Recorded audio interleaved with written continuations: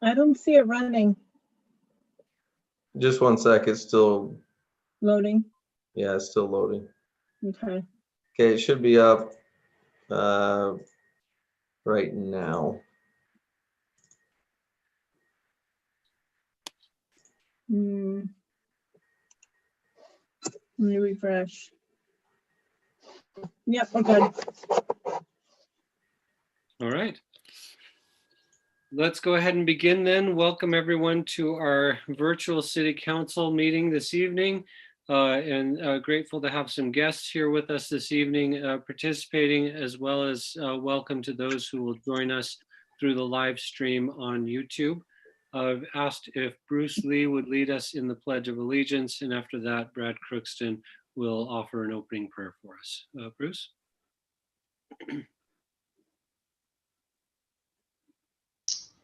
Okay, for those who can, please stand and join me in the pledge to our flag. I pledge allegiance to the flag of the United States of America and to the republic for which it stands, one nation, under God, indivisible, with liberty and justice for all.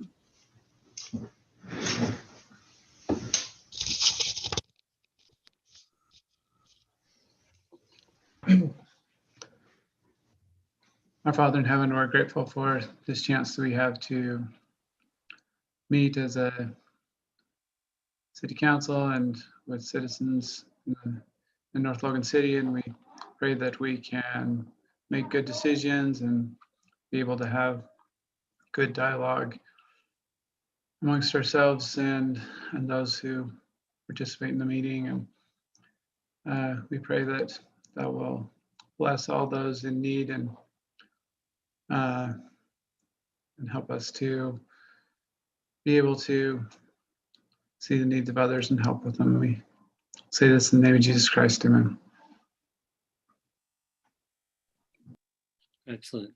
Thanks, Brad. Thanks, Bruce. And we have, next up is our minutes. You have minutes from our last meeting in front of you. Are there any? We need to do the agenda first, Damon. Oh, thank you, Marie. You have the agenda before you. Is there a motion to adopt the agenda as presented? So moved. Roger. I beat Bruce. Or second. From Roger. Okay, motion from Bruce, second from Roger. All in favor, say aye. Aye. Aye. Opposed? Aye. Okay, motion carries, agenda is adopted. Now you have minutes from our last meeting before you. Are there any edits or changes proposed to the minutes? Hearing none, the minutes will stand adopted. And Alan, can you take us through follow-up and action items?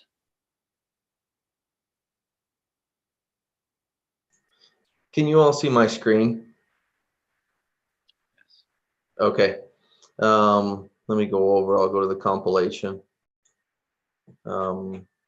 Just looking at this community center, we did have a meeting earlier this week, and we're putting together some designs for the next 2 weeks, some rough massing designs about what it would look like in the community center and what we could do to maximize any funds. And then we'll use that to the council decide the direction at that point regarding the community center. Just jumping down through her website updates, we had another meeting this week. They're just updating the forms to the new website. Jumping down through her water, we'll have some discussion tonight on this. Sewer, we're still looking through some of the master planning, and we'll get to that under engineering. Streets, they're obviously prepping for a stormwater audit that's tied to stormwater. This is a major audit. It happens once every 7 or 8 years within the community. The state comes in and they look at all of our stormwater practices. So they're prepping for that right now, making sure we have all our documentation in place. And then they're also prepping all of our trucks for plowing. We're just about there, ready for every single truck in that regard. And then they're going out to bid on all of our surface treatments for this coming year, major construction projects. So we'll probably have Colby come before the city council, probably in January, and just do a brief overview of what the anticipated needs are of the community this coming year for road repairs, surface treatments, and major construction. Jumping down through here, engineering, we're still looking at our CBDG grant that we received and seeing what work we can complete within this fiscal year and tying over to next fiscal year. 3100 North, just a quick update. We talked about this in the last meeting, but it's paved to a certain point, about 1450, 1475 east to give access to all the residents there. When snow does fly and when the ground above that becomes basically too soft to drive on, they'll do a hard closure on the top side of that street so that people can't drive on that over the winter. And then we'll wrap that up in the spring. We'll talk about water master plan a little bit more this evening. Jumping down through here, parks. They're doing a lot of things with trees right now, but we're going to start master planning. There's an intern that's helping us right now. Everything from an entire parks master plan to every single feature within the parks, creating a standard theme and a standard for signs, rooftops, playgrounds, you name it. They're going to go through and do that in that parks master plan over this winter. We'll start that process. Trails is kind of the same thing. We're working on our active transportation plan, but we're also working heavily. We had a meeting today to discuss some TAP funding and some CMAQ funding for trails, specifically the Middle Canal Trail, and what we can do in that regard, working with the county. And we'll have another meeting later this week to go over kind of a strategy for existing sections of the trail from about 2100 north to 2500 north. So we'll have a report coming up on that as well. Recreation, they're pushing full steam ahead. They're putting together all their basketball schedules, but they're trying to make a way, kind of planning from the hip because of COVID. So they have to make changes on the fly so that whether or not they host basketball and give the opportunity to a full family to come and watch, or if COVID restrictions are in place to the point where we literally have to stream a lot of the games to the parents and only have one parent present, which may be a possibility. So we're just making sure we have the contingency plan for any one of those. Silent Santa, that's the opportunity to have the RSL, which is a great program. It's the persons with disabilities come and they have an opportunity to visit with Santa, which was very popular last year in its first year. And then they're still putting together several other programs at this time. Facilities, we'll talk about that a little bit more tonight, primarily focusing on the library this time. Cemetery phase 2 is up and running. We're looking at doing wreaths for all the veterans up at the cemetery. So we'll put a wreath on each of the veteran headstones this Christmas season. Jumping down through here, community development. Tomorrow they'll talk about short-term rentals. That's a big push right now, and they've gone over back and forth on that, and I think they've got something pretty much set. They'll have a public hearing on that to get some more feedback here on that ordinance, but that would come before the city council after that. Jumping down through here though, economic development, we're doing the economic development master plan. There's a lot of economic development going on right now. Surprisingly within the city during COVID, it's kind of booming right now, and so we can't go over a lot of them because it involves the sale of property or the acquisition by specific businesses, but there's a lot going on right now. The CRA, we're just going over that with Seth right now.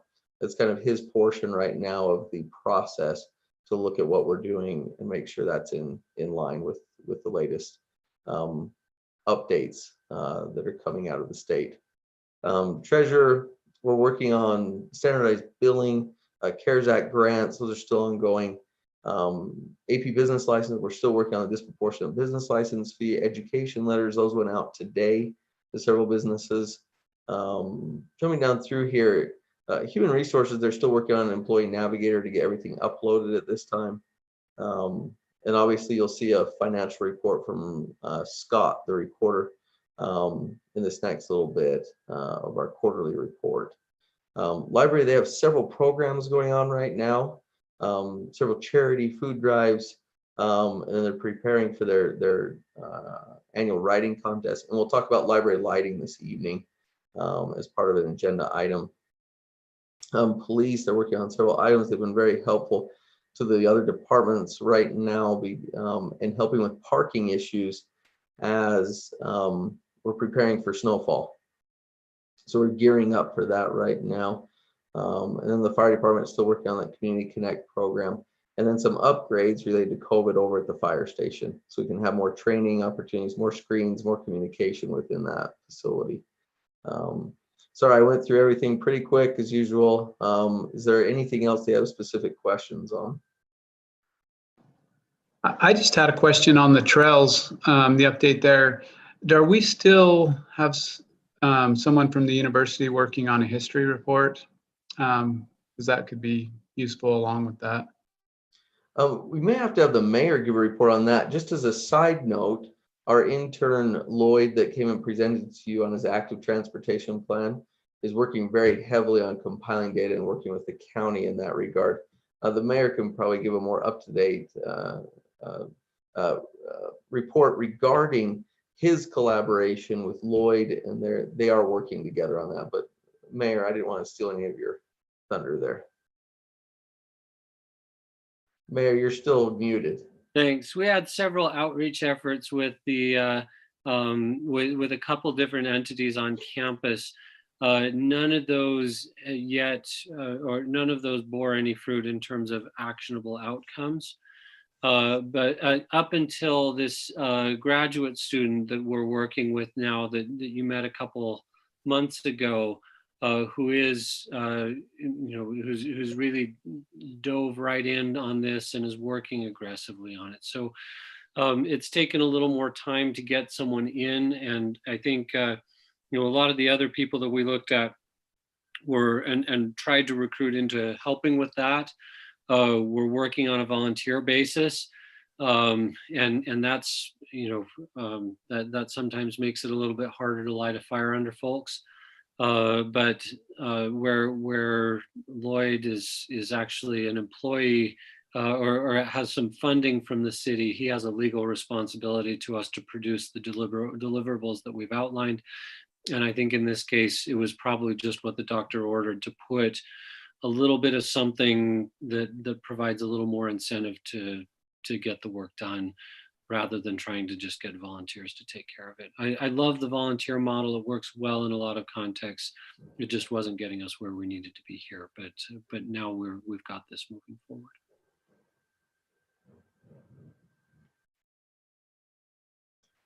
Thanks, Mayor. Any other questions? Okay. If there's no other comments there, then our next item as part of our opening is the Employee Leadership Award. And tonight we're going to recognize Ben Zander. Ben came on with the city back at the beginning of the summer, working as one of our HR interns. We've had a number of folks come through there that have been very helpful. Ben's done a couple of great things in particular. One is he's really helped with our employee rewards program, helping to recognize the great things that city employees are doing, especially to give employees a chance to kind of give a high five, as it were, to others of the employees when they see positive things happening within the city. And that's been helpful in improving our culture and our morale, and just helps to make North Logan City a great place to work, which we like, which we want to be. He also GBS, our insurance broker, has provided some software, some software just for free to the individuals that work with them.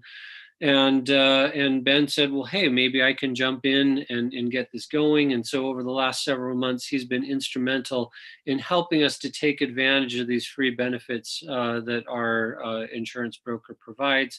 And that's been really helpful in terms of being a resource. So please join me in giving Ben a hand. It's kind of not as impressive when it's like me. I'll just clap loud since I can't hear anyone else clapping, but I see you clapping, and that's good. So Ben, thanks for your hard work on behalf of the city. Okay, with that, we'll be ready to move on to our action items. First up, we have we've asked, well, Jake Young and Don Beringer have, Don is the owner of a parcel of ground that the city's looked at a number of times over the years at the request of different owners and developers. Jake and Don asked if they could come, and we said, yeah, come and visit with us for about 5 minutes to talk through some ideas they might have, just kind of workshopping this. I know we've seen other proposals and concepts from other people who've looked at this, want to give them a chance to kind of have their say and share some thoughts. And so we'll go ahead and turn the time over. Jake, are you taking the lead on this presentation? I can. Good evening, Mayor Can, North Logan County Council. Thank you. It's good to be with you. Present virtually, Don Beringer, the owner of the property, and also he's asked his friend, Representative Val Potter, to join us as we talk a little bit about housing. I'd like to see, could I do a screen share? See if, right now it says disabled participant screen sharing. Either you could go through our slides or I can.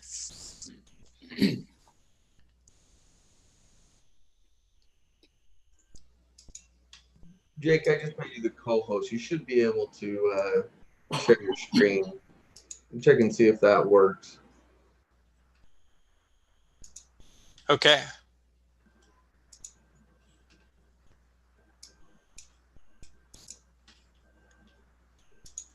Are we on? Can you see my screen?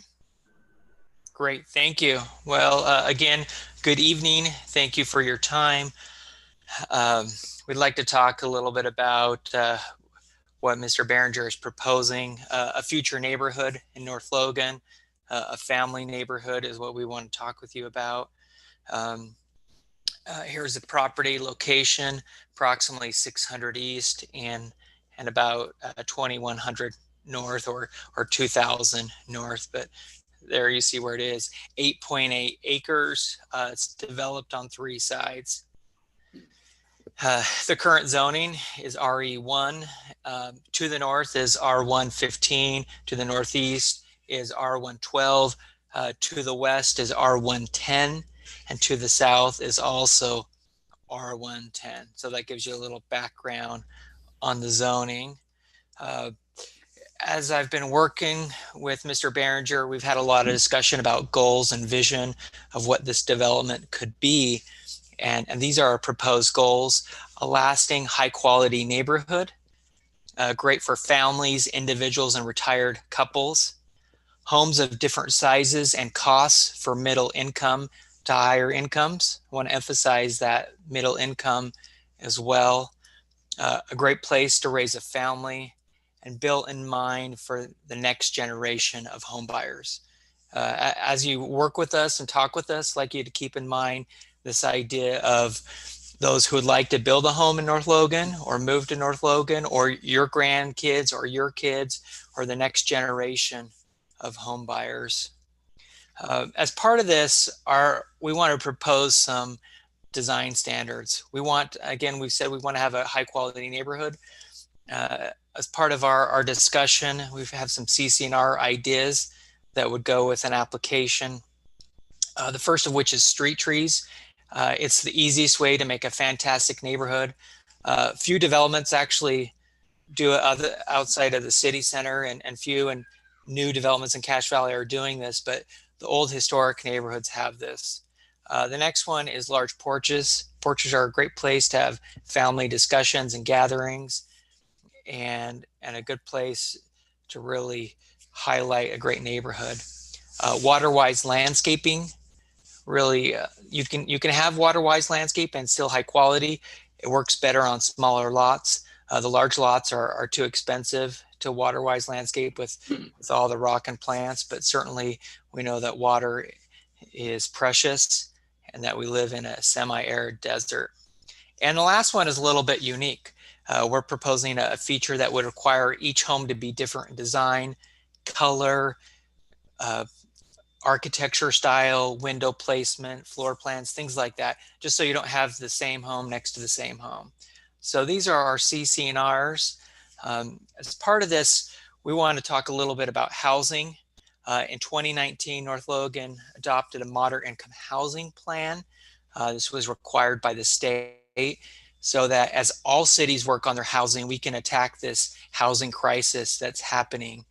And so here's 3 elements of your moderate income housing plan that you as a city have adopted.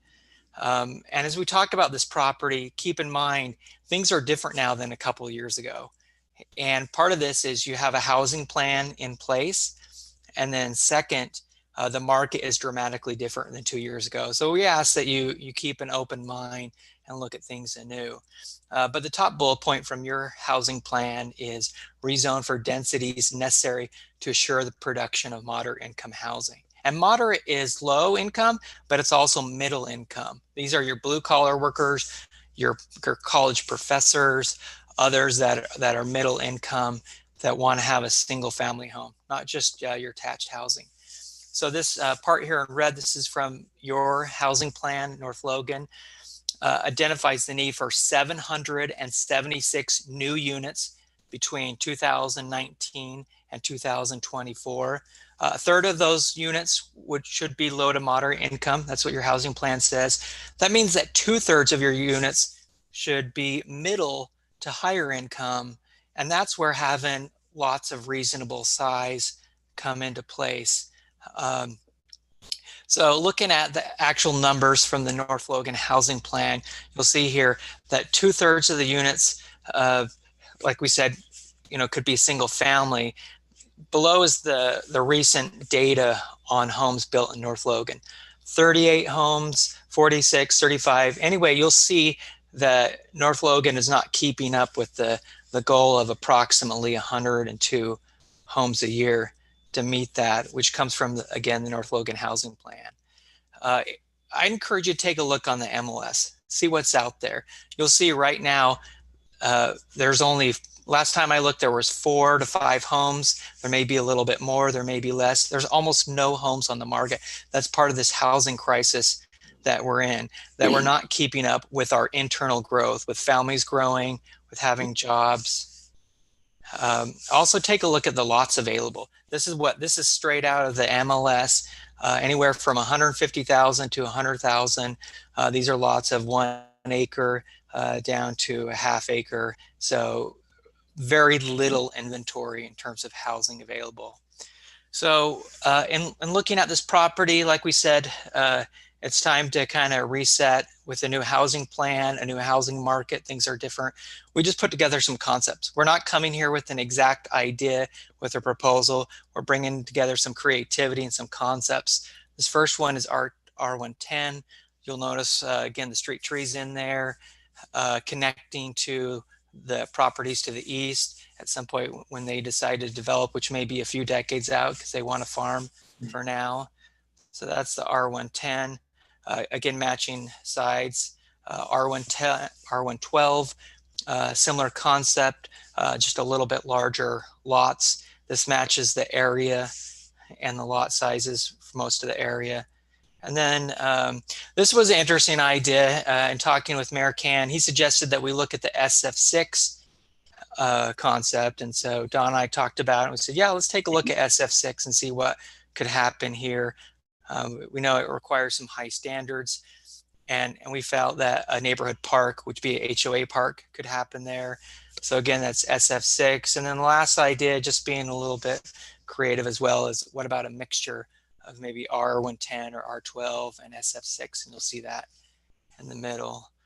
So that's what I want to talk about. Now I want to ask Representative Val Potter to just share some of his thoughts. He's really working on housing from a statewide perspective.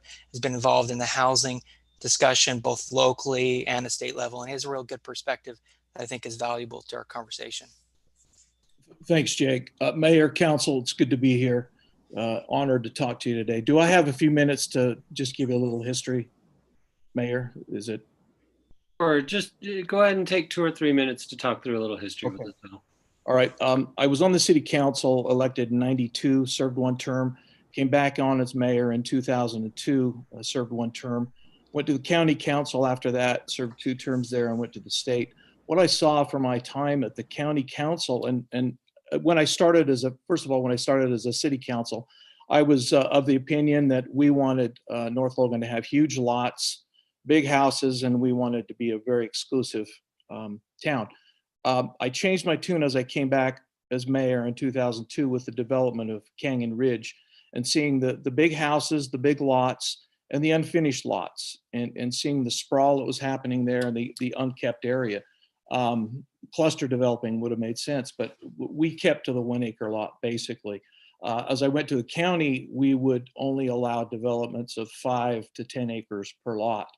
The sprawl was happening throughout the county. I saw the problems associated with that.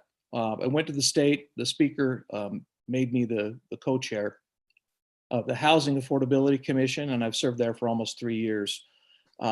As I've served there, I've recognized that we have a huge problem. It's a crisis in the state of Utah, the affordability issue with housing. I'm finishing my term. I won't be going back in 2021. However, I worked hard with this commission of members from throughout the community, through the legislature, through League of Cities, the Association of Counties. I'm actually not to brag, but I just wanted you to know, I'm receiving an award next week as Leader on the Hill, the Housing Leader on the Hill from the Housing Coalition from the state of Utah because of the work that I've done on housing. So I've really invested a lot of time and effort on housing. I recognize there's a huge problem. I'm not talking about small houses in North Logan City, but what I'm saying is that the younger population as a whole don't like larger lots. They don't take care of lots. I've got kids, they've all bought houses with no lots. They don't want to take care of that. They're focused on other things. But yet this younger generation wants to participate in the community. They bring a lot to not only property tax, sales tax, they bring a lot to the community. I live in an area, Bruce, you're nearby.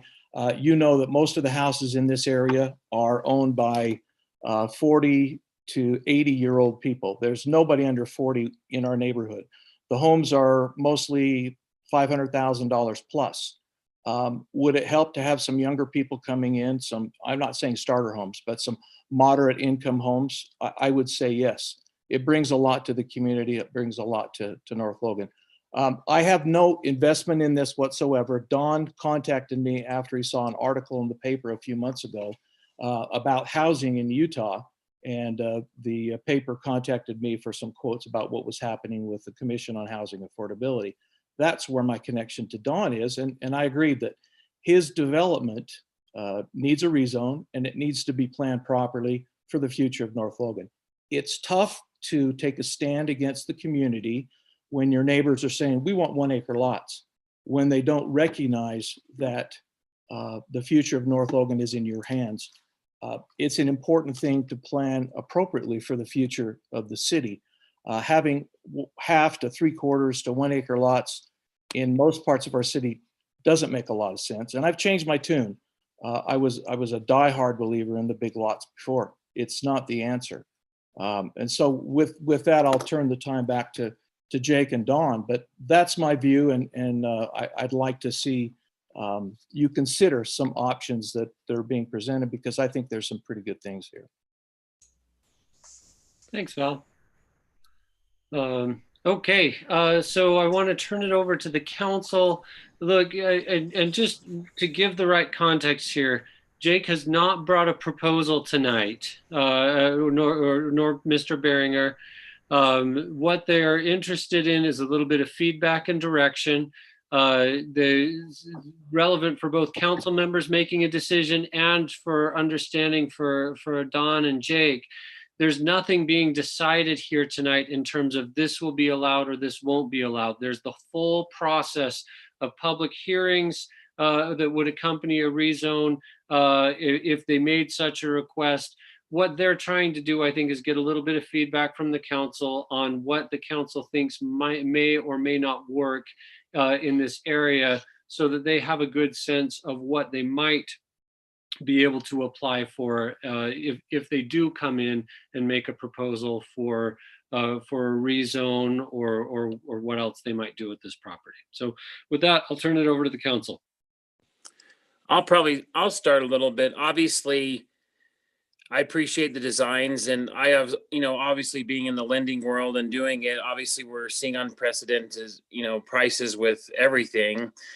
I guess obviously just speaking through the history, and I do agree that it takes, that idea of, what's too small, what's too big, and a happy median to homeowners nearby, but also for the future in our hands. And I appreciate that responsibility. However, speaking to, the 8 years on the council I've been, and I just bring up a number of about 3 different big, large parcels near this.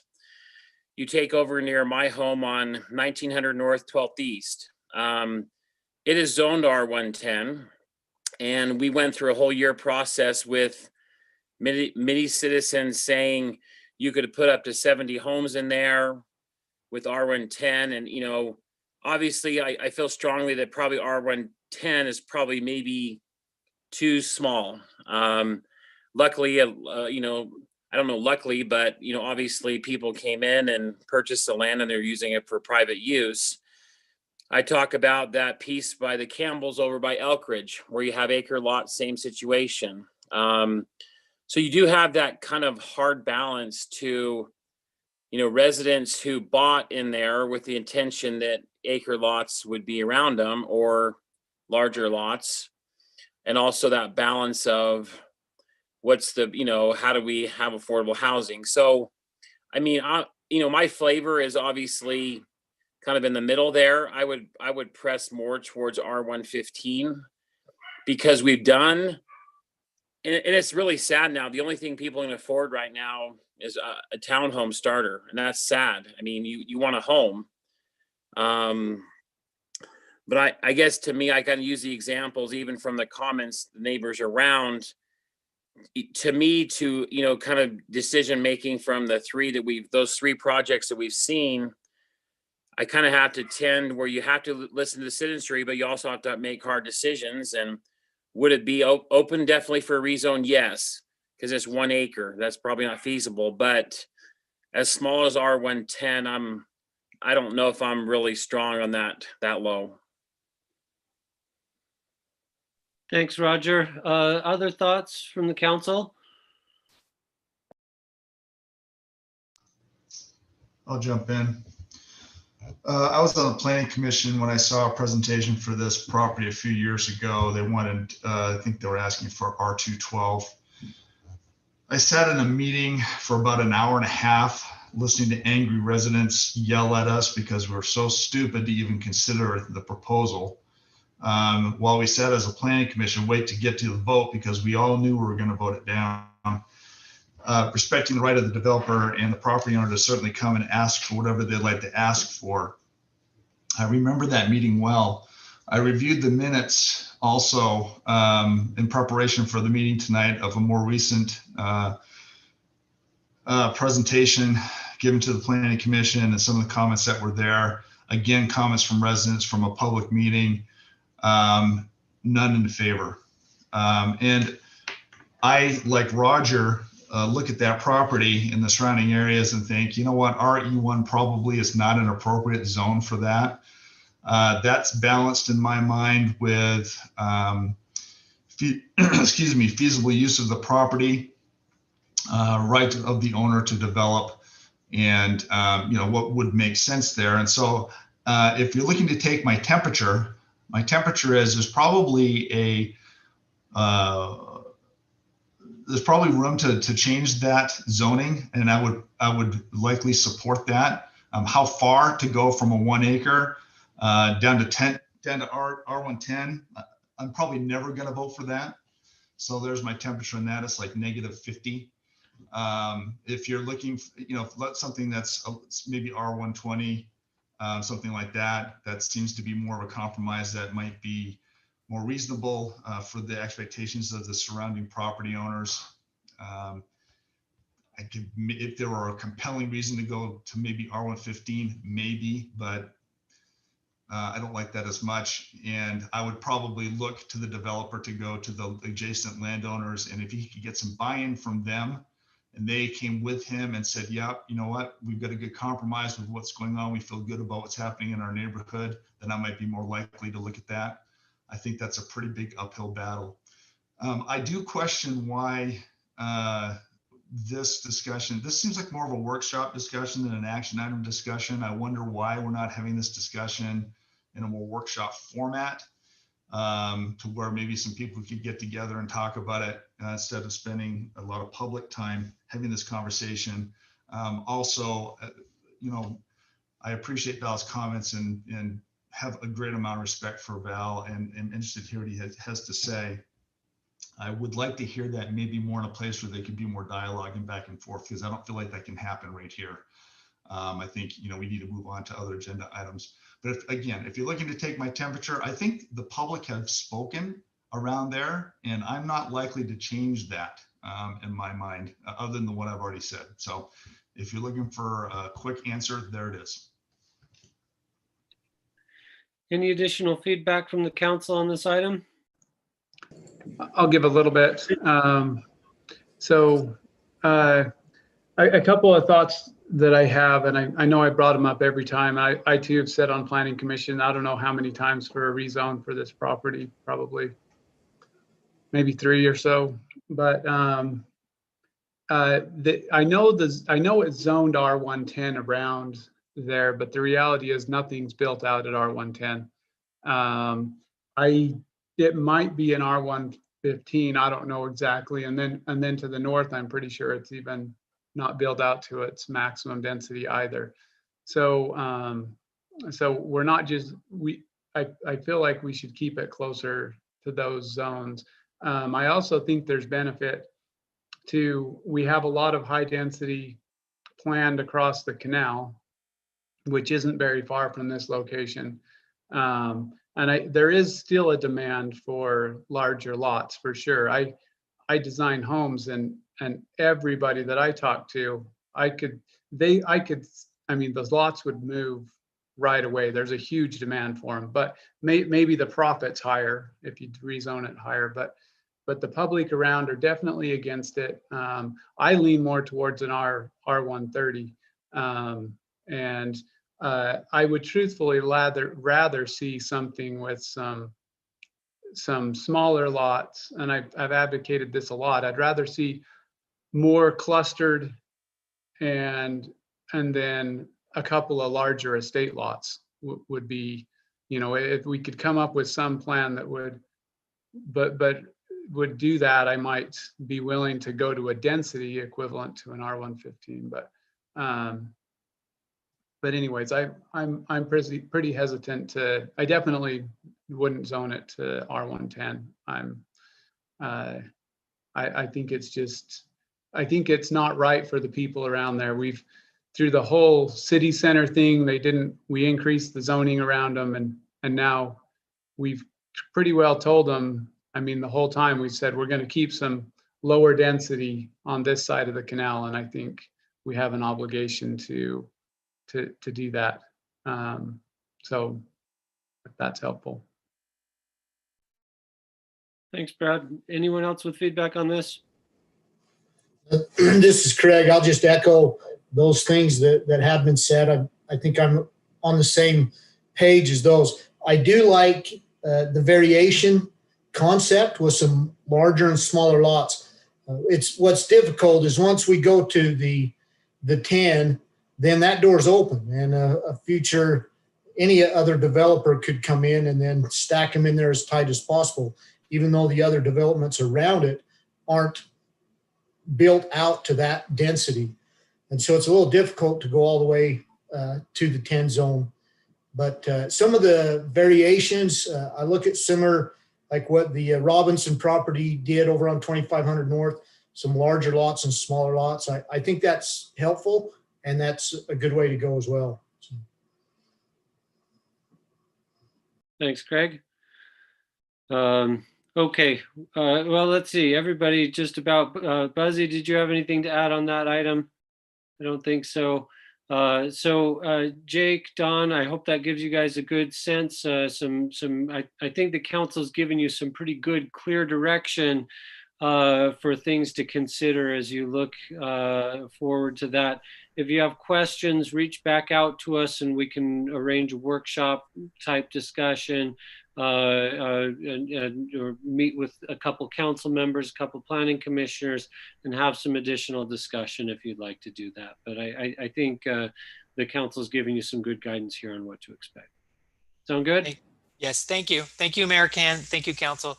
We appreciate your time and your feedback. Thank you very much. All right, next item is considering the approval of bids to replace the interior lights at the North Logan City Library. It's probably not appropriate to call him Yeldy at this moment. Christopher Yelderman is here with us. Chris, are you doing this presentation? Yes, I am, and Jordan will be helping me out if I forget stuff. Okay, fantastic. Go ahead. So the library is in need of new lights. So I went and did some resourcing. I went and found some LED linear suspension lights that have both direct and indirect lighting. They will provide emergency lighting on certain lights. There's only a certain amount that are required by code to have. Not every light has to have it, and it's just mainly to point a direction towards exits for people when the power goes out. They still run on themselves. We got all the links for them. As you can see on screen, there's the links that are required to complete this task. It requires little to no alterations of our existing features as we'll be getting rid of them. Everything just connects to exactly where it's sitting right now. So the recommendations we have are the Cornet lights. It meets all of our requirements and it's most cost effective. We talked to Tech Electric, and let's see who else we talked to. Tech, Kendrick Electric, and Geary. And Tech provided us with the cheapest bid amount for install. Kendrick today called me about 3 or 4 hours before this meeting and decided to opt out. And same thing with Geary for submitting a bid. Our preferred light supplier that we decided to go with is Royal Electric, and they will supply the Cornet lighting for $37,000. It's our most cost-effective product. Had all the other companies as well submit a bid for the same style of light so that we're not getting confused. I worked with James on this as well and made sure that he picked out the lights that he was wanting. Another reason why we picked Royal Electric to go with is they got me the bid for the lights in about a week, whereas everyone else has kind of just been wishy-washy. And I finally got Codel's about 2 weeks ago, maybe. So if you can kind of see the light breakdown of the pricing for the 3 options that they gave us, it's pretty cut and dry for pricing. So with install and price of light, you're looking at close to $44,500, which is the equivalent of just purchasing the Edge 2 lights that Royal can provide us. And I believe that's pretty much it for that. The idea of going for LED lighting is it'll be cost effective in the end and save us money over time. These lights will last us anywhere to 20 to 30 plus years, and we can either continue to use them for the new city office or move them over to the city center. Yeah, that's an important point to note, that if the library is repurposed to city offices, the lights would continue to serve effectively in that context. And if not, or if we chose to do something different, then the lights could be moved to the other location and used effectively there. So, question for you, Mayor, if you could. Yes. So the continuum light, that light type, Royal had it listed at 70,000 and Alcon down on the bottom 38. Why is that such a drastic difference? So I was in contact with Kelly from Royal Electric and asked him the same question. I told him this is because he came and did the walkthrough and we'd already purchased 2 of the lights to kind of see how they fit up. And for whatever reason, Alcon was giving us a better deal than him. He couldn't shed any light on it. Alcon couldn't shed any light on it, but we managed to get 38,000 compared to the 70,000 for. So is the Continuum a better light than the Cornet, where you're only talking $1,000 really? I think we can get the best light fixture we can get there. The Cornet is the best lighting option. The Continuum 66 has issues of mounting options and length options. Excellent. Thanks, Craig. Good question. Other questions on this item? If not, I'd entertain a motion to approve the bid as recommended by staff. So moved. Right. We have a motion from Craig. Is there a second? Second. Second from Bruce. Any further discussion? All in favor? Aye. Opposed? Okay, motion carries and the bid is approved. Chris and Jordan, thanks for the work that went into that. We appreciate that. Next up, the police department approached us approached the police commission at our meeting last week about applying for a COPS grant. Chief Black is here with us tonight to discuss what that means. The gist of it is that it means a lot of money for a period of time to support hiring a new officer, but there is some commitment on the part of the city in funding a portion of the officer, as well as longer term questions about what our staffing is going to look like. So I've asked Chief Black to take just a couple minutes to talk through what the COPS grant is and how that might work. We're looking to take the temperature of the council. We're not looking to formally approve the grant tonight, but just to give authorization for us to explore and get moving down this road to get an application in quickly. So Chief, go ahead. Thank you. Alan, will you pull up that first slide that I presented to you today? Note, that's the 114-page document that each one of you council members will get a copy of in your box somewhere if you choose to want to read that. So the COPS grant is actually, I'm going to start at the bottom with this part of it. It's not even available right now. They haven't announced the 2021 grant opportunity yet, but we expect it to come sometime in the spring, early spring. That's about when it was released this last year. And so we are looking towards that. With the discussions that we had not too long ago in each of the city councils, I came to North Logan and we talked about officer staffing needs or levels, and obviously the ability to financially support that. Not that you don't believe in the need for it, but to financially be able to say, yeah, we can back that, or we believe that's where we want to put our money. We've started discussing this. They took the COPS grant away for a while because of the way things have gone with COVID and things, but it did come back. And so I started looking into it. Maybe that's an opportunity for us. What the COPS grant will do is it will increase our staff levels at a reduced cost to the cities. This grant covers $125,000 in wages over the first 3 years of that officer's employment. And then after that, the city commits to an additional 18 months of employment for that officer that was hired under the grant, barring any reason that the officer would need to be terminated with cause, or if they were to resign or move on somewhere else on their own. If they were to do that, either be terminated for cause or resign within the first 3 years, that grant actually allows us to still fill that position under the grant monies. Again, it will only go to the end of the term that it was originally given for. But if we were to lose an officer for one of those two reasons, we could then hire another officer in that officer's place under that grant. So this was a real quick overview for you guys. It wasn't intended to take a lot of time in city council, but this is an option that we're looking at. The problem, or the reason why I'm coming to you now versus waiting until they announce it, is that when they announce it, it's a very competitive grant. There's a lot of cities that will go for this. And I just wanted to know, really, the word was used earlier tonight, the temperament of the city council. Is this something you're willing for us to look at as an option to potentially increase our staffing needs or levels to the needs that we have and help offset that cost with this grant? Because it's going to take a lot of work to put this in and get it going, but we'd like to do it as soon as they announce it if we could work in that direction together. Mayor Can, I think you have a lot of information as far as statements from other cities, mayors and whatnot that have taken advantage of this grant opportunity, and it's been pretty positive feedback, if I understood correctly.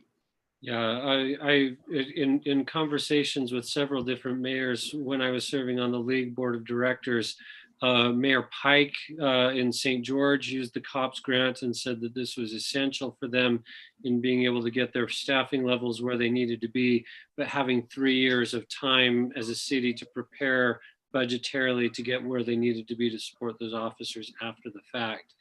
After those first few years where they had the support. And that's just one example of multiple cities across the state of Utah that have used this this grant. So the grant is to the position, not to the number of officers. So if for some reason if we got into this and got 2 years down the road and there was a recession that hit, or like some crazy virus that popped up and killed the economy or something like that, then we could, if we lost an officer, we could continue to just, we could let that officer go and not have to fill that position. The only issue is if we hire a person in this position, the grant pays 75% of their wages for 3 years. If this individual fills out that full 3 years, we are committed to allowing that person to stay on for at least 18 months after that 3 years passes. And I think we'll need the staffing at this moving from there. We've been able to, the position that we authorized just a couple months ago has already made it possible for more of our officers to be out and engaging in training activities. Chief Black may in reports this evening take just a minute to talk through kind of what some of the training that our different guys have been participating in. But having appropriate levels of staffing is central to being able to take guys away from being on the road so that they can get the training that they need to provide the service that I think that we want them to have. So, questions from the council. What are your guys' thoughts and concerns on this? So just to make it clear for me, I think this is for if we create a new position after we get the grant. Is that right? And then this would fund it for 75% for 3 years, and then we go on from there. Is that correct? That is correct, Brad. This is a brand new position in addition to what we have. You cannot get the COPS grant and supplant that to somebody you already have in your agency to cover them. This is an additional employee. It's because of the staffing needs, and these grants are put out there to help agencies obtain those staffing levels at a reduced cost. Our ongoing, now this is it covers wages only. It doesn't cover any of the other things, so that's our responsibility to take care of. But over the 3 years, each year, the grant would cover about $41,666 a year. Currently, our ongoing cost for a wage for an officer starting out is $42,000. So that comes very close to covering the wage for those 3 years. I think we're off by about $500, $400. That's just the wage portion. We still have to pick up the benefits, the vehicles, equipment, all those kind of things, their training costs. But this just comes with that offset of basically their wages for the first 3 years with the commitment. So Chief, if the application comes up and we're really going to move in and look to move quickly, would the council expect to hear back from you for authorization on that? Or is this a preview or just kind of a nod to start looking into and start prepping for this? Will we see this again? This is a discussion I'm going to start now. I feel it's important for the councils, both cities, to be on board and ask the questions ahead of time instead of trying to scramble at the end, because like I said, there's going to be multiple agencies or cities that are putting in for these grants when they come available. If we were to put put all the work that goes into submitting the grant process or going through the grant process and are actually awarded it. And then all of a sudden we turn around and the city says, no, we're not going to support this because of X, Y, or Z. Other cities could potentially have lost out on an opportunity. So I just want to know whether or not there's some questions from the council. If there's anything that says I'm absolutely against us looking towards increasing our staffing levels. This is not a definite answer tonight. That's kind of the tone I'm trying to get is, are you going to be supportive if we go through this process, or would you immediately say, you know what, we're sticking to our, what we have now, and for this year, we're not going to look at anything further. Yeah, so sorry if I could jump in. The one thing that would be helpful to me, I mean, it seems like a great idea. It seems like a great deal to utilize this. I guess I don't really know what it means to us as far as when and how much we'd have to increase, or what kind of money we'd need to fund to do it. But as I look at it, it seems like a good thing to go after. But that's without knowing some of those details, I guess. A first-year officer costs $109,000. A second-year officer costs us around $98,000 a year. So you'd offset that initial year by the $41,000. We would have to come up with the rest of it, and then each ongoing year you'd save another $41,000 through the term of the grant. So, and then after that is when you have to commit that long term. We know it's going to go up at that point by X number of dollars, depending on how many officers we hire under a program like this. I think it's, correct me if I'm wrong, Chief. My understanding of this is, first of all, pursuing it doesn't commit us to it. And so we can pursue it and we don't need to do it if we get it. So we have an option if we get it. If we get it and we decide to pursue it, within the 3 years that we have the employee, if we have attrition in the department and we go from say 12 to 11 officers, 11 to 10 or whatever, and we have this person on staff, we continue to get the benefit of the money and we actually don't have to replace another person. So if for some reason we felt like the department needed to go down an officer and we had a person there that was part of the COPS grant, we still wouldn't be committed to having to replace that officer. And what we'd end up with in that circumstance, well, the chief probably wouldn't like this, but what we'd end up with in that circumstance would be one of our officers being funded at 75% of his salary, with no obligation for the city to come back and hire somebody else as long as we maintain that position. And so the risk in pursuing it and evaluating it is almost zero. I think the only risk really is, as the chief mentioned, there's a possibility that another municipality might lose out on the spot. So am I correct about that, Chief? That's my impression of how this grant is. It's a very competitive grant.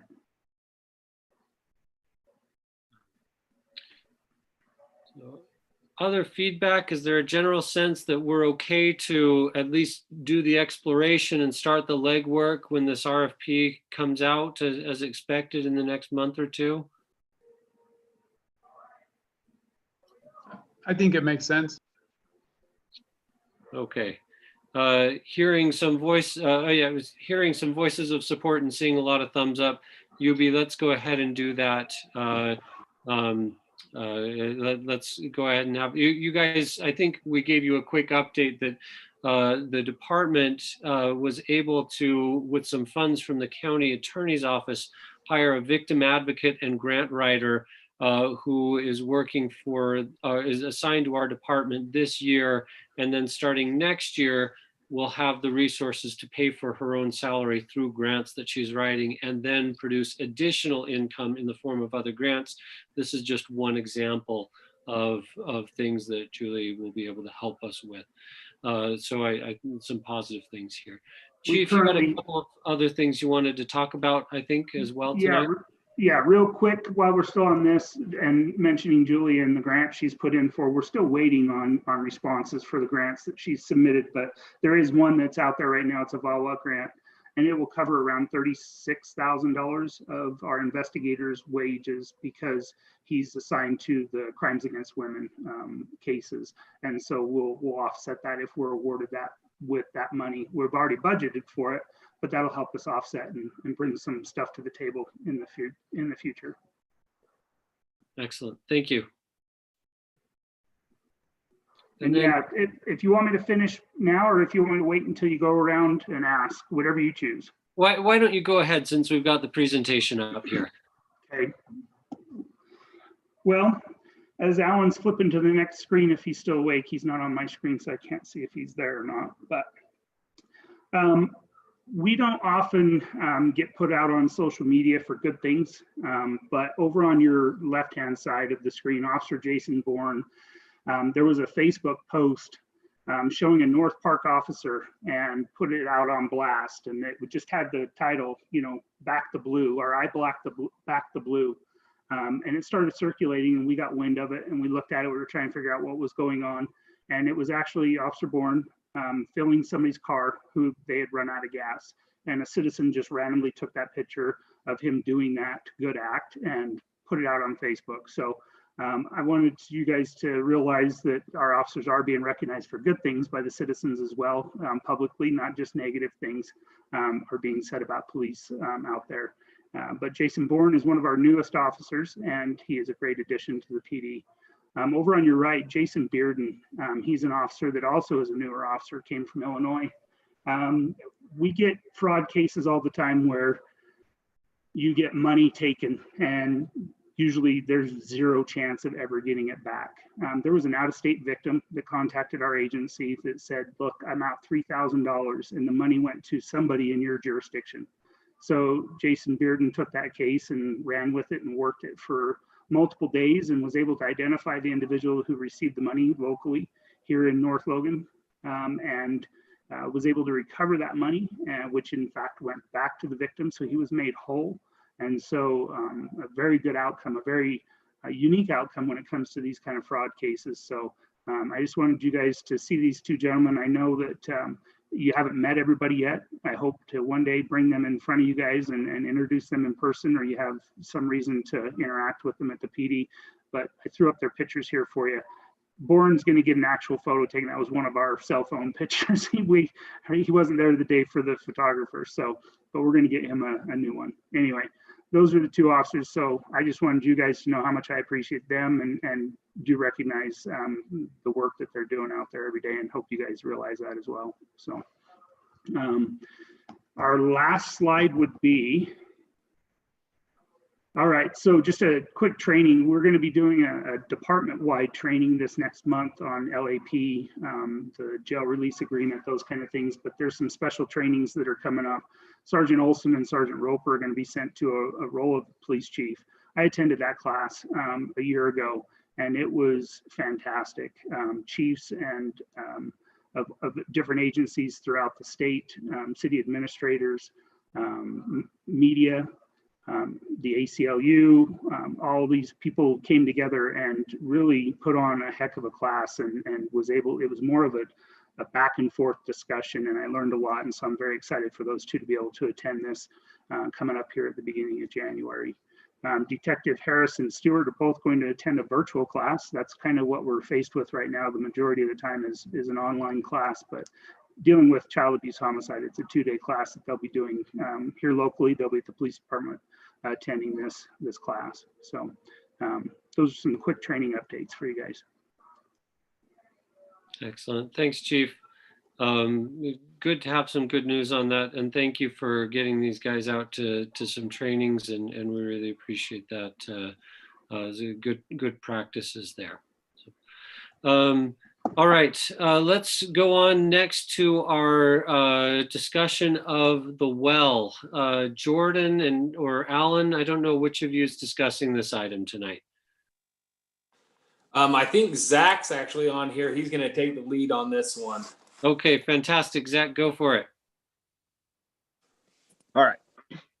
So I know we've discussed in the past quite a few options as far as our water supply in the city. So we've been taking the time over about the last year to try to figure that out. As far as a well is concerned, we have decided that our best option is to put a 5th well into Green Canyon. Now, I know a lot of you may ask, why are we putting everything into Green Canyon? And after some deliberation between the city staff and Lance, our engineer, and just everyone who's been around, we've decided that we've got to deal with one problem at a time. So our supply issue is the number one problem we have. We are most certain that our best option is to go into Green Canyon. We know water's there. We know that we can drill a well that will produce a high volume of water. We're looking for something that's 2,500 to 3,000 gallons a minute. We already have well number 4 that's 2,600 gallons a minute in Green Canyon. So we're hoping to, kind of duplicate that result. A few differences on the Green Canyon well. Well 4 is about 500 to 600 feet deep. This well number 5 will be 1,000 feet deep. So we should be tapping into a different aquifer, different source of water, and not influencing the wells in the canyon. Another reason we're choosing to drill in Green Canyon is for the grant money we have, or that is available, we have to have 95% design complete when we go to apply for the grant. If we spend our time and money drilling exploratory wells around the city and other places, we won't have that design complete for this spring when we need to submit that application. So we're kind of in a spot with the money. An exploratory well is 150 to 200 grand, and that's just to see if water exists. We did do some surveying of the land, some earth x-rays, if you will. And those well specialists also told us Green Canyon is the best source of water. We had some other options kind of by the cemetery, maybe in the middle of town, something on the west side of town, but those were hit or miss, and we don't know what that water source would actually come to be. So we don't want to drill something and have it only be 200 gallons a minute. That's not going to help us at all. So we've kind of taken this best case scenario, let's get the supply we need, and then we'll move forward. So with that, we are looking at a location. If you can see on Alan's slide, it says proposed new well. That is actually near an existing well number 3 in King Park. We have an open space there. It's tucked and secluded behind trees. It's kind of a cleared meadow. There's access for the drilling rigs. It's kind of the best case scenario, and that's why we picked that spot.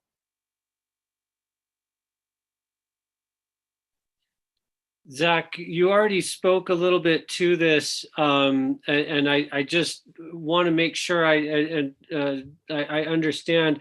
I'm envisioning the Can family with my wife and I with 2 straws and 1 milkshake, and another kid comes up and says, "Can I stick a straw in and drink too?" But that doesn't make any more shake.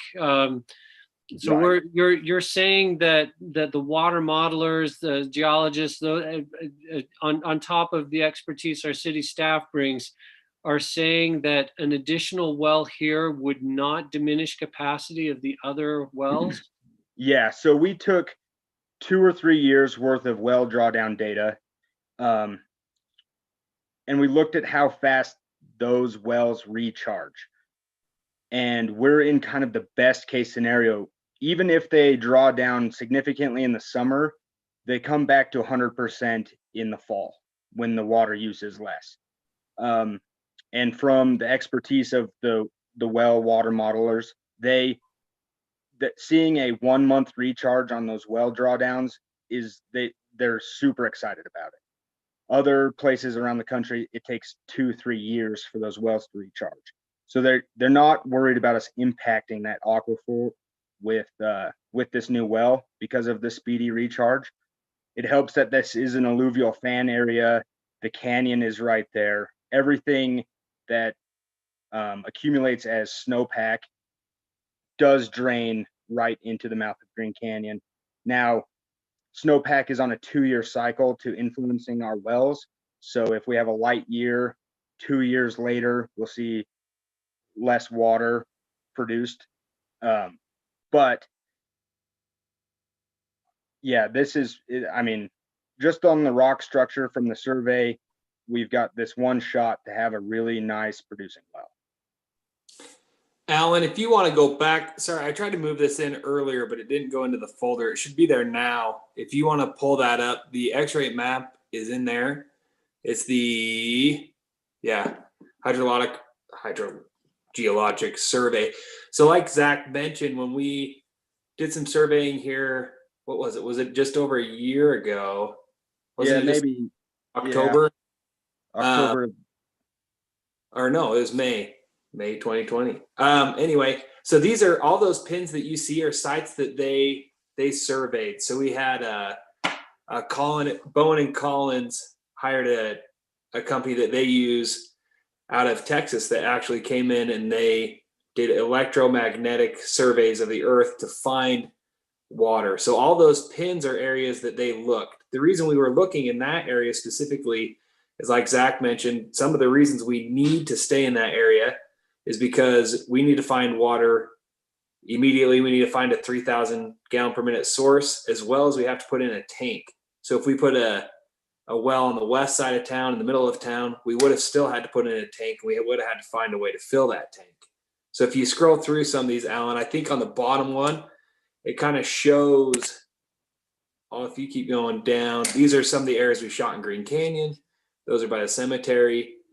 Go up just a little to that second one right there. That kind of shows a fan that we found out into the Canyon Gates property. Like Zach mentioned, some of the problems out there is those are potential areas that we could find water, but the production of those wells was very low, and the risk associated with that, they said, was very high, that we'd find a well producing 30 to 40 gallons a minute. I mean, they predicted the highest we'd find is probably 300 to 400. And so they went back to Green Canyon, and one of the things they found was, if Alan rolls down one more, you can see the spots they shot in Green Canyon. And that's where they were really looking to see the depths of the water and how it would impact the other wells. Like Zach mentioned, how far down we could go so that the other wells weren't impacted in the recharge of well 4. Zach can touch on well 3. It's kind of a irrigation well. Well 2, these were minimally impacting the surrounding wells by going to 1,000 feet. And Zach talked about the recharge of well 4 and the bounce back. We have all the data on that. So wells 1, 2, and 3 are 200 to 300 feet deep. 1 and 2 are 700 gallons a minute. Well 3 is 50 gallons a minute. It was an old irrigation well, so it's not properly drilled. And then well 4 is our deepest at 600 feet, 2,600 gallons a minute. And so that's why we're going deeper and bigger. We want to stay out of the influence of these wells and produce more water.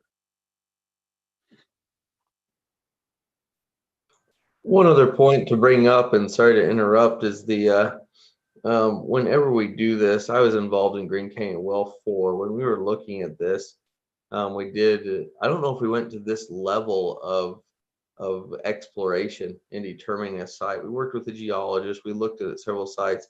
Back in the day, the ideal location for a new well was up at Beef Hollow, way up on the bench, and it was the ideal location. So they looked at that location. An old geology study was brought to their attention. They worked on that. This was in the early 2000s, and they drilled that well, and they ended up getting about 30 gallons per minute. To put that in perspective, 30 gallons per minute versus 2,600 gallons per minute was our latest well in Green Canyon well number 4. We have to be very careful with these funds, the city's funds. It's always a gamble, it's always a risk, but we want to reduce that risk almost to nothing when we're looking for a well. If we drill out on the west side, we know we'll find water. The quality of the water is in question on the west side, but we will find water on the west side. It's not in the ideal location. We won't be able to put it into a tank. if we drilled on the west side. So that's the downfall of drilling on the west side of our community. Other surrounding communities have drilled up on the bench, even seeing our poor luck with Beef Hollow well, and they've still drilled and they came up with nothing. And so that's the risk inherent here in looking at this. That's why Jordan and those guys reached out with Lance to have Bowen and Collins come in and do this geophysical survey of the land to provide some more assurity. And I was the most skeptical. I wanted a spot out near the cemetery or something else where we could get away from Green Canyon. But with their data that they brought back, it all suggested going back to Green Canyon and drilling one more well in that area. And so just to put in perspective, again, the risk that we go through, we even had a water witcher come out last time we were drilling well number 4. And whether or not you believe in that, it did indicate the exact depth of the well. And that was kind of spooky to me. So keep that kind of in your pocket. But that's the other reason we're looking at that. And then Jordan and Zach can probably go into the other reason regarding the location in Green Canyon, the proposed location, along with storage. And they can talk about storage as well. Yeah, please Yeah. do talk a little bit about that storage capacity issue. So trying to put this in the simplest terms possible. Storage capacity is basically based on how much our peak demand is on a single day of highest use, which oddly enough has been like July 17th for the last 3 years. I don't know how it ends up on the same day, but it has. Anyway, that's close to, it's like 4.5 million gallons of water used in those single days. So the state takes that number plus storage requirements for fire flows. And then they come up with a minimum storage requirement for sanitary homes and fire protection. Right now, we are just on that line of being deficient, not deficient, depending on how things are labeled. Like on paper, someone may say we're deficient, but someone else runs the numbers and they say, well, you're close. Anyway, so we want to build another tank. We need another tank. It'll make everyone's lives easier if there is another tank. And so with the well being up in the canyon, it makes it easier to get water to that tank. Our pumping doesn't have to go uphill. The tank then can gravity feed the system. We don't have to have booster stations. We don't have to have the cost associated with power and the pumping and everything that goes into that. So we have on the screen, you can see the existing Green Canyon tank locations at the bottom of that picture. The new tanks, we've kind of just named Green Canyon tank and Crystal Spring tank, just so we can differentiate between the two locations. But that's our proposed idea for a new tank location. Now, the one in Green Canyon goes back to, we will need, it'll be easy to fill, but it'll be more distribution. The Crystal Springs area will be a little harder to fill, but we already have a booster line that runs that elevation going to Beef Hollow and feeding that east bench. So that would just kind of, meet it right. That would just be right in the middle of what we already have existing for infrastructure. And from there, our goal is to feed the 80% of the city that is to the west. This new tank would not specifically feed the east bench. It would feed everything else, ultimately relieving the pressure of the tanks on the east bench. We've done the modeling with the pressure zones. We do have to follow a specific elevation line for everything to work through our whole city. And that's why you've got on the right of that picture kind of those estimated elevations of tanks. But this is what we're looking at to feed the majority of the city the best. So I have just a question, Zach or Mayor, if that's okay. Go for it. Sure. Yeah, I'm just curious. I know a year and a half ago, this capacity issue we had was on the east bench. Does this, even though you said it doesn't necessarily feed that, how does it address that issue? So it addresses it in the sense that if we can feed the rest of the city with this new tank location, then the two that do exist on the East Bench can just satisfy the needs of the East Bench rather than those also satisfying the needs of the rest of the city. Gotcha. Okay. Thank you very much. And one thing real quick, if you want to look at, Zach touched on it a little bit, we're trying to find a specific elevation. We've looked at quite a few locations throughout the city following that elevation line. For some reason, the power lines are on the elevation line that we need to hit. I don't know how that happened, but it is. And so so if you look at the designs on the right, it will show you kind of the proposed layout of how the tank would sit in each one of these locations. So the Wildercrest tank on this screen that you can see, the Aspen Creek tank. If you look on the right side, you can see the ground level, the proposed tank, and existing surface. So that those tanks would be protruding.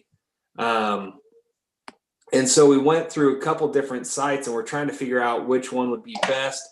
In Green Canyon, it can be buried. Up here, as we go across the bench, they start to stick out a little bit. And so those are some of the things we're looking at right now is what's the feel of the council? Do we want to try to hide this tank or do we want it to stand out?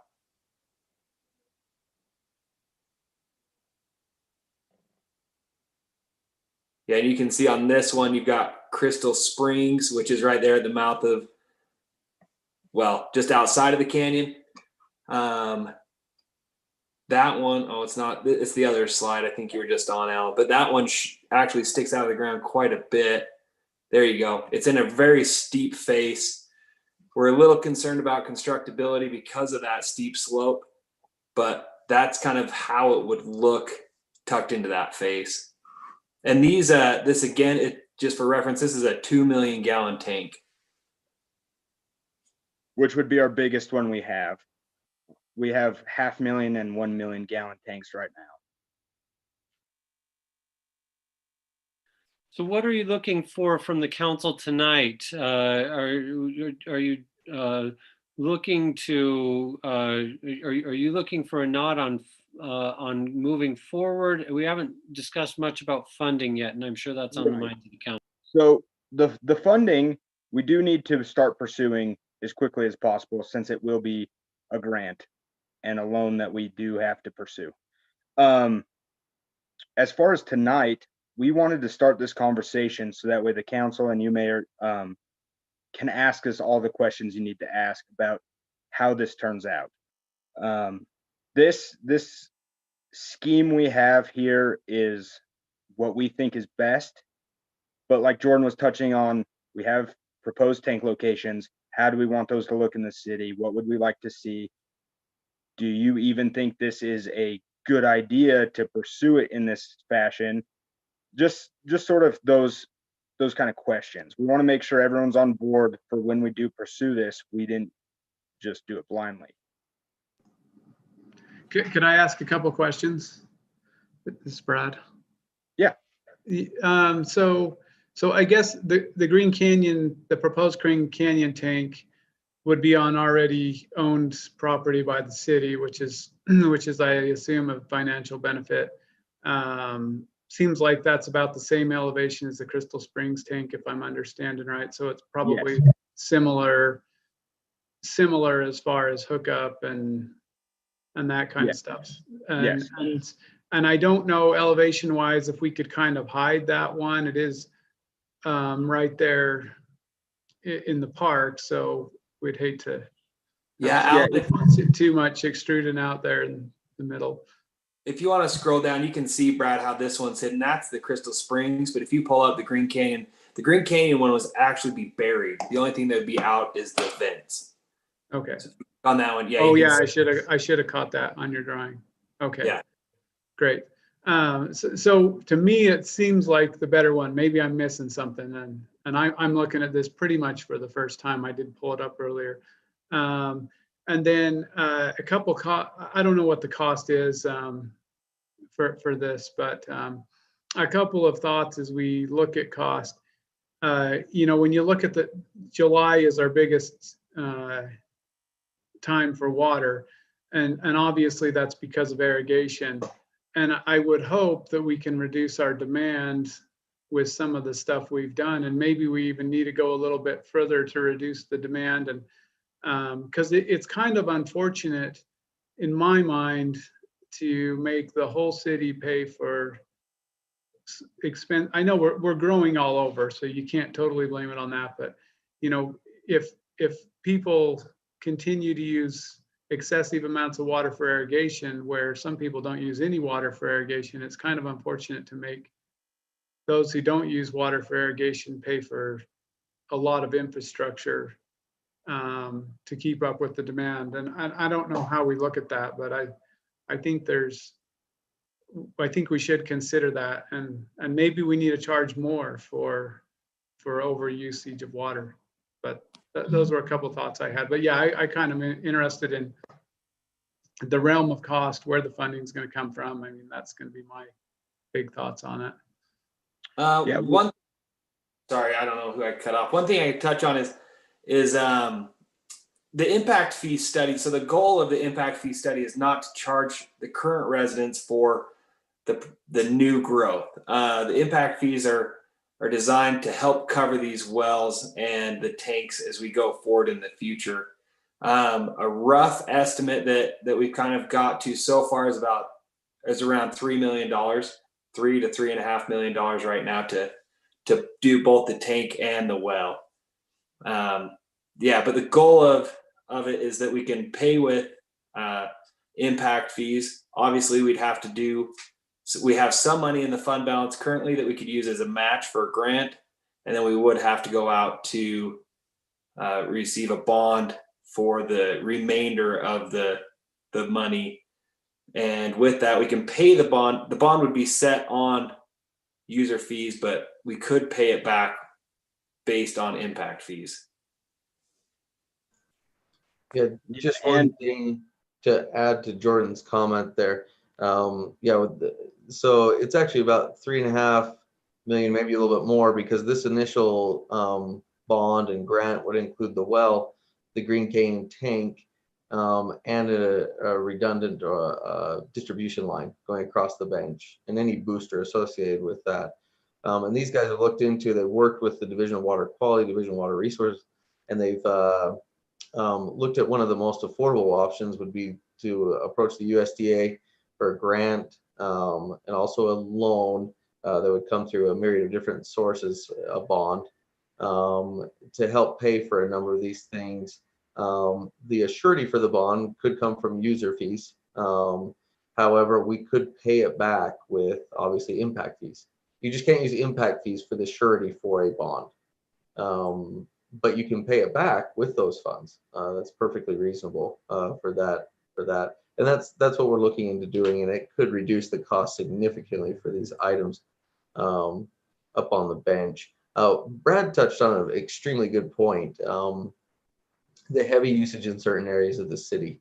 One thing we're looking at, in addition to this initial head nod to move forward in pursuing some of these grants, and the red tape that we have to jump through is pretty extensive. But the other option that we're looking at is secondary water for the bench. So we looked into an NRCS grant that's associated with that, and Lance is looking into that still, to look at what are options for. It's a stormwater trails and a culinary water grant, believe it or not.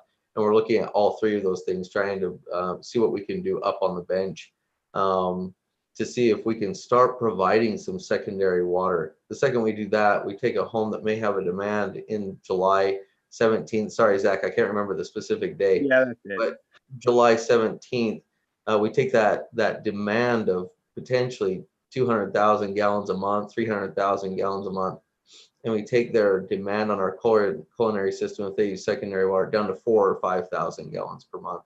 I mean, that's the kicker right there. And so we're not just attacking this on one level by just putting storage in reservoirs. Brad hit the point. What else can we do? And that's the other option that we're looking into moving forward, is the NRCS grant, which is a grant. It's not a loan.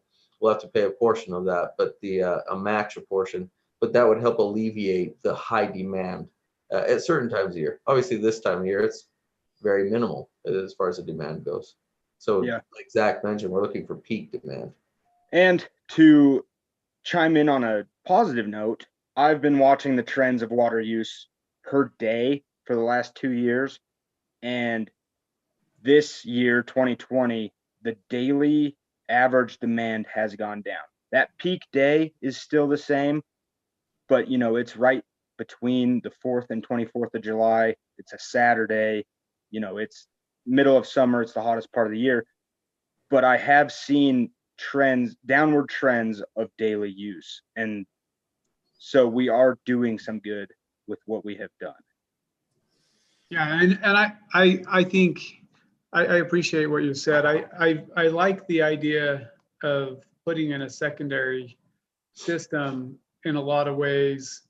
And I don't know the logistics of it, but one thing it would preserve is the aquifer potentially in Green Canyon for even future growth, because we would be using a totally separate source of water, the canal, which is already flowing to supply that. And then in the future, we wouldn't draw down our wells as much. I think there could be some long-term benefits, because if we have to start drilling out in the middle of the valley, you're going to have more treatment, probably more pollutions in the water. And besides that, then you got to pump it back up up to a higher tank. So there's going to be residual costs along with it too. So I think it's something worth looking into if we can make it work. This is Greg. I had a question too. How does the elevation of this proposed tank compare to the tank over on Beef Hollow? Will it help? Are we still pumping up to the Beef Hollow tank? And is this going to help where we don't have to pump so much? We will pretty much always have to pump to that Beef Hollow tank and then the upper Beef Hollow tank 1 and 2. This elevation is probably, it's close, but due to pressure zones, I would say this is about 200 feet less in elevation.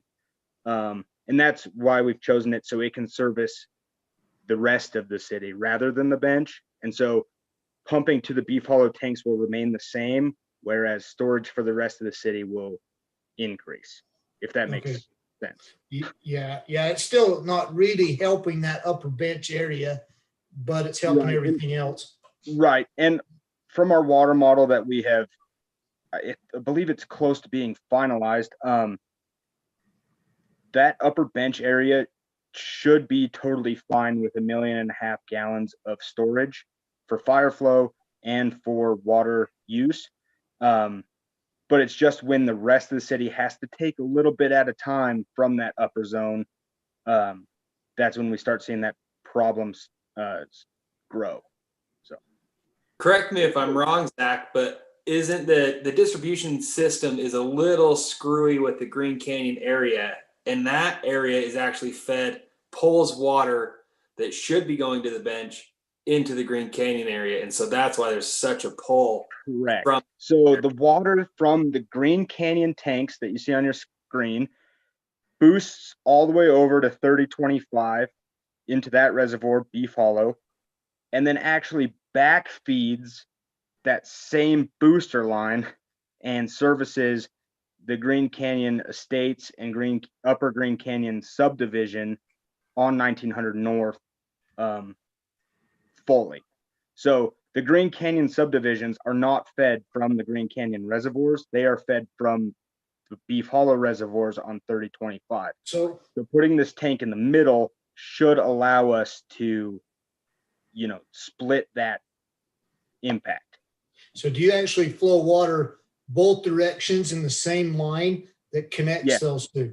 So same thing as the lines that go down to the Jack's Tire and Oil well, water flows both directions depending on time of the year and usage.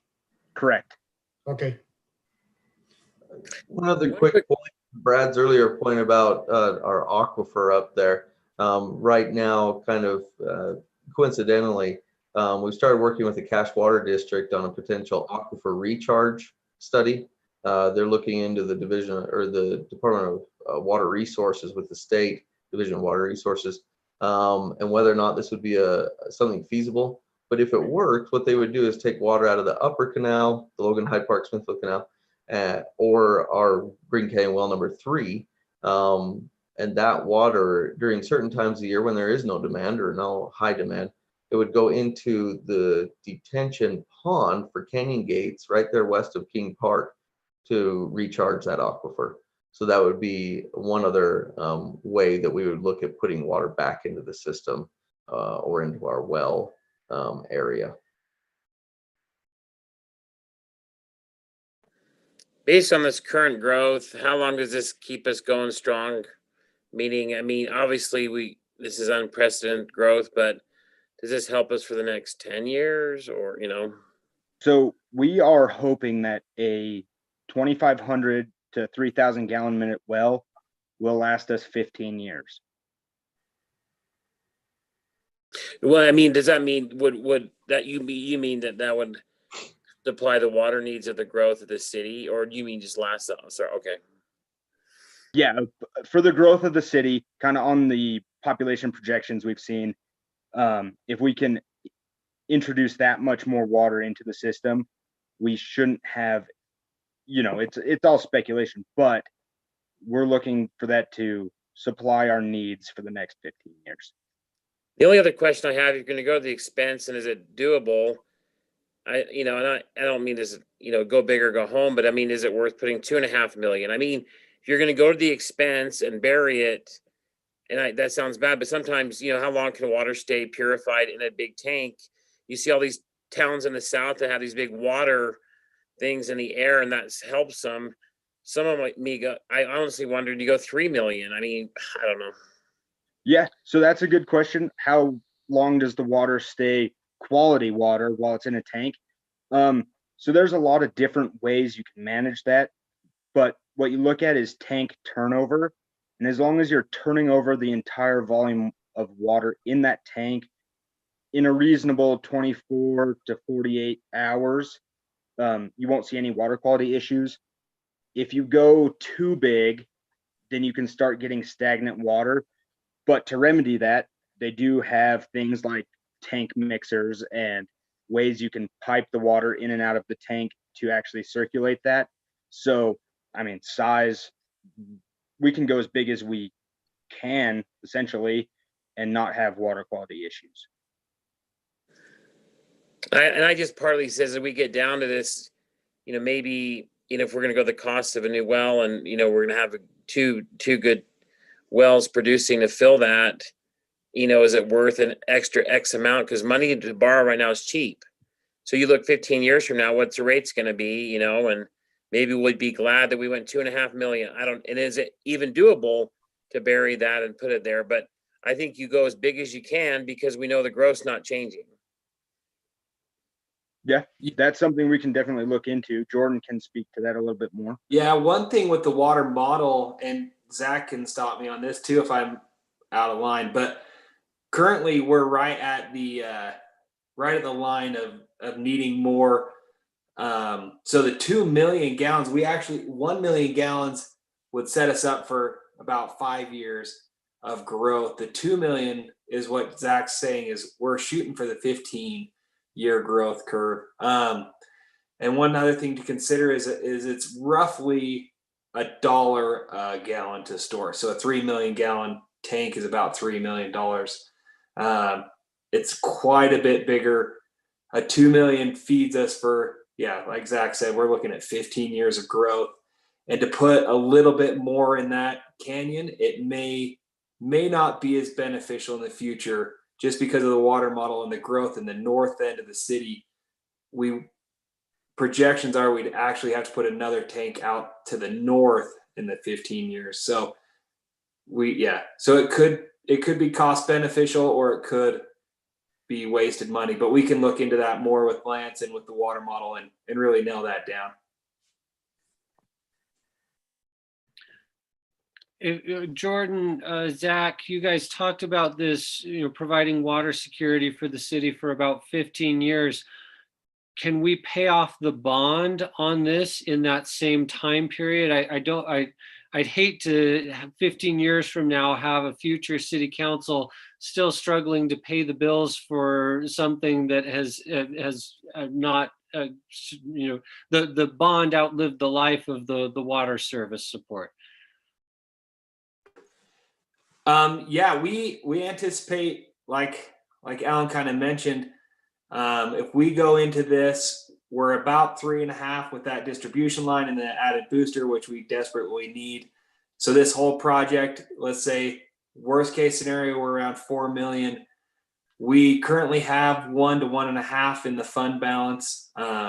We are hoping to get close to $1.5 million to $1 million in grant money, and then we bond for the rest. So our bond looks about like $2 million. I mean, we should, I don't know, Alan can correct me if I'm wrong, but I don't see a scenario where we have to do a 20, 30-year bond on that. Jordan's correct. One thing we could look into as well is, obviously we're not approving our bonding or grants. We're approving the city council is approving the option to move forward in exploring securing these grants and these funds by having a definitive location for some of these items. Yeah, there's a best and worst case scenario. I feel fairly confident that we could pay this off pretty quickly, is my hope, because we're gonna probably continue this process. We can't let it go stagnant, so to speak, no pun intended. But we really do need to be constantly upgrading. We kind of let a 15 or 20-year period go by there where we kind of fell behind in exploring and looking for sources and storage. And so that's what we need to do in the future, along with explore options for secondary that reduces the demand, or tiered rates that reduces the demand. And I think we can have that funding there. Keep in mind, North Logan is very unique. Even our auditor brought that up, in that we don't have much debt right now. When I say that, we have next to nothing. Our library bond's paid off, our sewer bond's paid off, our water bond is just paid off. So those all occurred in the last 2 years. And they were all 20 to 30 to 35-year bonds that we're paying off right now. Not saying we're primed to just go into debt for 3 things all of a sudden. It kind of looks that way, though, on the horizon, that we'll probably have to look at a few things, with the idea that I think we can pay these things off pretty quickly. But before anyone commits, before a council commits, we'd have to come before you and have a very good outline of exactly how we're going to pay those off and in what time frame. And so that's a good question by the mayor, is when and how fast, and how can we take care of these things. Thanks, Alan. That's a good insight. And yeah, just like I don't want to overcommit the city. I know we're very fortunate that our predecessors in office have been wise and careful, and this council has very much continued in that tradition. I think we want to make decisions here such that 10, 15 years down the road, that future councils will be able to say, yeah, we're in good shape financially because previous councils didn't overcommit, didn't burden us with a great deal of debt beyond the capacity of So I want to see this paid off within the timeline where the next set of upgrades to the system are going to be necessary, so future councils have the capacity to handle this. Other thoughts or feedback? If not, I'd entertain a motion on this issue.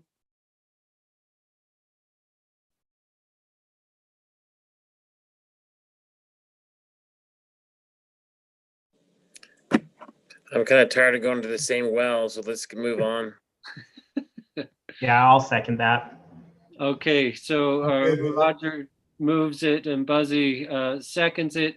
We will see this issue again then for further detail, but it's time to move forward. All in favor? Aye. Aye. Opposed?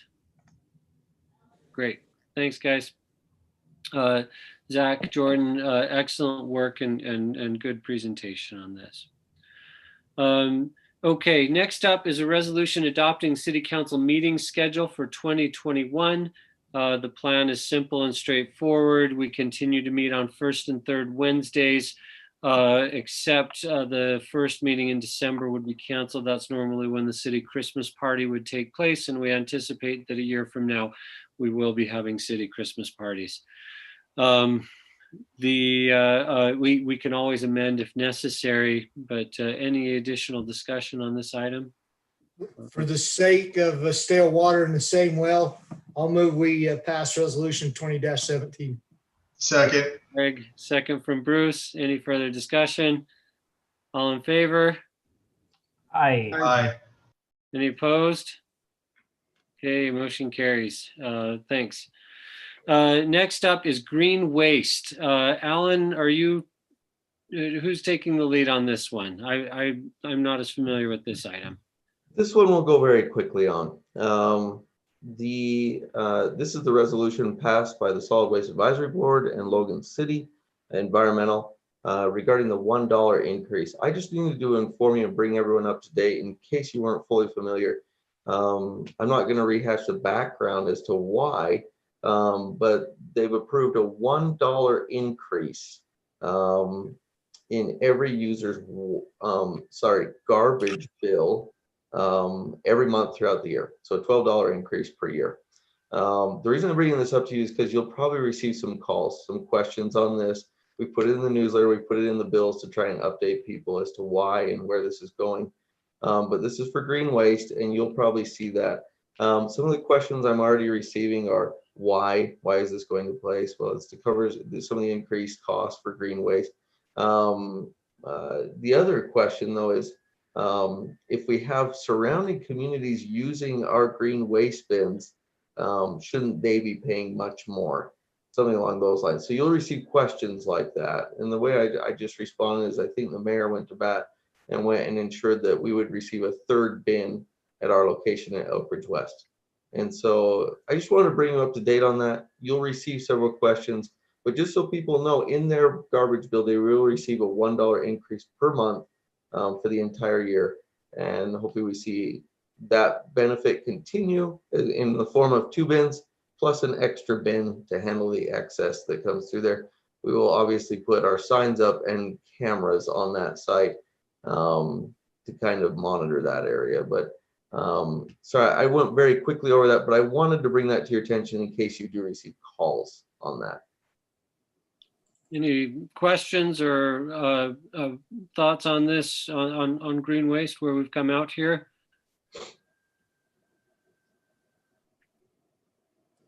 Okay. Next up is the COVID-19 strategy. I don't have anything new on this. Alan, do you have any update on this? The only thing is we're just going to wrap up our last tranche of funding, which will go towards several items that we detailed. I could go into detail on those, but you're all familiar with those. They go toward a lot towards public safety and social distancing methods and for buying supplies. That's basically wrapping up our remaining funds, and those have to be wrapped up. We already sent in a survey indicating how we would spend those funds for this remaining tranche, which ends December 31st. And then we don't know any funding that there's some on the horizon, but we don't know what would come after that point. And so we're just trying to wrap those things up. The only question I did have is kind of for the mayor, if the mayor can look into his crystal ball regarding the meetings in January. Just questions as to how we would do the meetings. And I think we'll probably just keep in touch via email, but I don't know what the mayor's thoughts are regarding whether we do Zoom meetings or whether we try to meet in person in early January. And it's really kind of dependent on content of the meeting, but also where we are with that transmission index. My hope is always to move us toward to meeting face to face. I prefer that format. As I've talked to you guys, I know most of you do as well. I think we need to see kind of where case counts are at. When when we made the decision to do this meeting as Zoom, it wasn't yet clear whether we were seeing a little bit of a leveling off or even a little bit of decline in case counts relative to where we were a few weeks ago. It now appears like that's happening.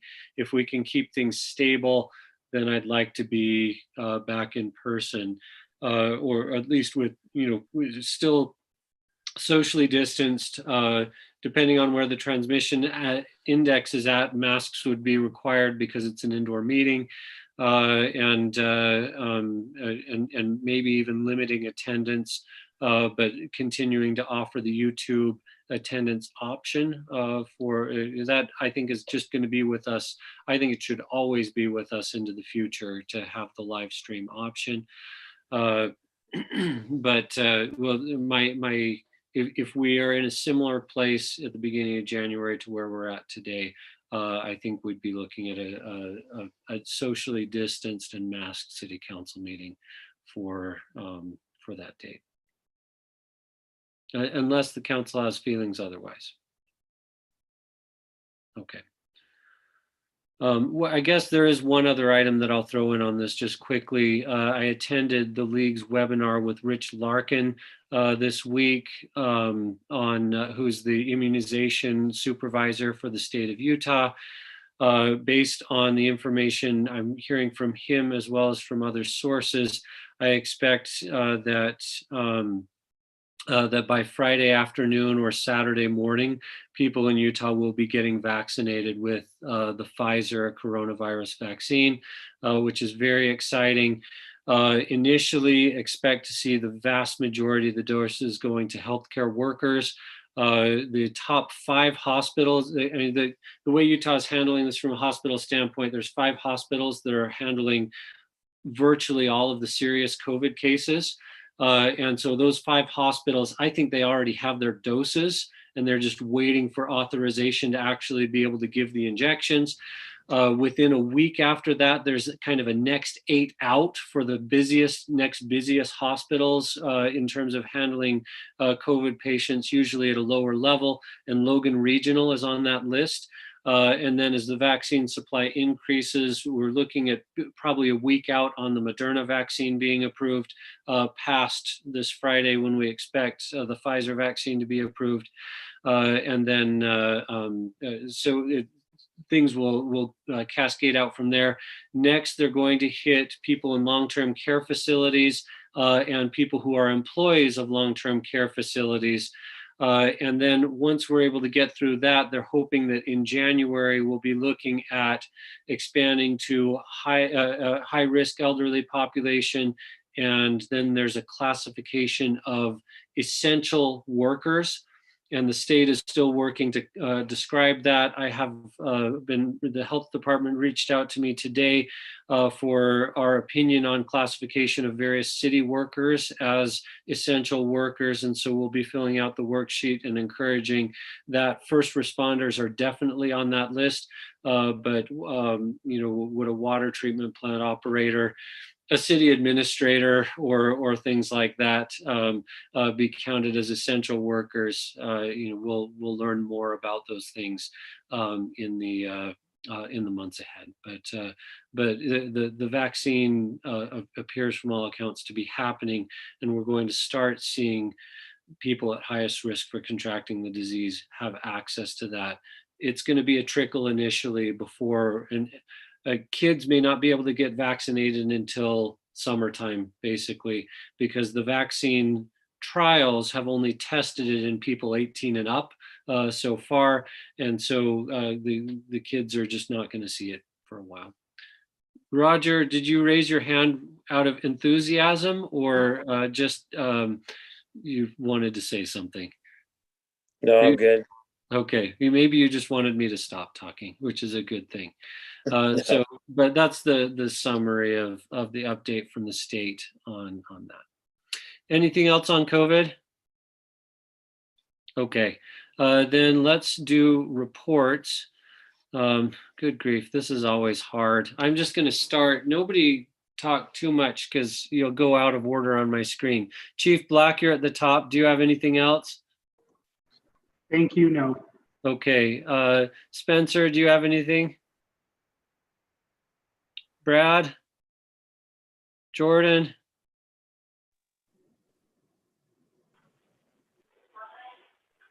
I think that was a no from Jordan. Zach, anything else? Craig Humphreys, anything? Nope. Roger, anything? No. Chief Hannig?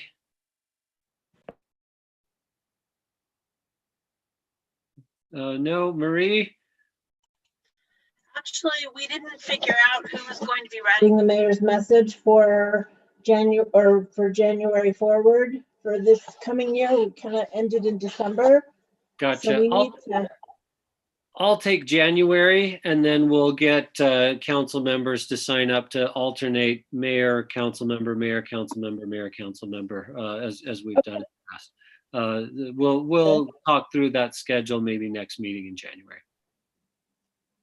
Okie dokie. Thank you. Thanks, Marie.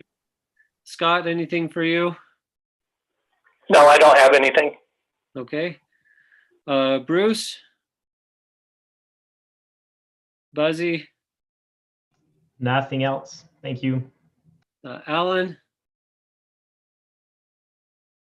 Only one quick thing. This was brought to my attention the other day. It's actually been brought to my attention by several different individuals. But this roundabout on this corner right here, as you're exiting the roundabout to the east, sometimes you run or you get close to a trailer or vehicle that's occasionally parked right here. I don't know if everyone can see my cursor, but it's on the east side of this roundabout here at the corner of 2200 North and 4th East. One question that's come up is you can't park a vehicle within 20 feet of an intersection. Well, the question comes up, where does the roundabout intersection end? Where does it start and end? That's the most difficult thing to define. Regardless, it is a concern through here.